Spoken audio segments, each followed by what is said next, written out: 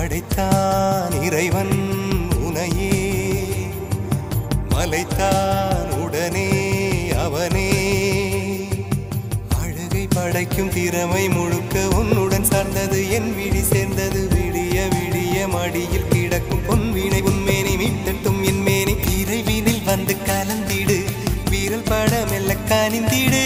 உடல் மட்டும் இங்கு கிடக்குது உடன் வந்து நீயும் உயிர் கொடு பல்லவன் சிற்பிகள் அன்று பண்ணிய சிற்பத்தில் ஒன்று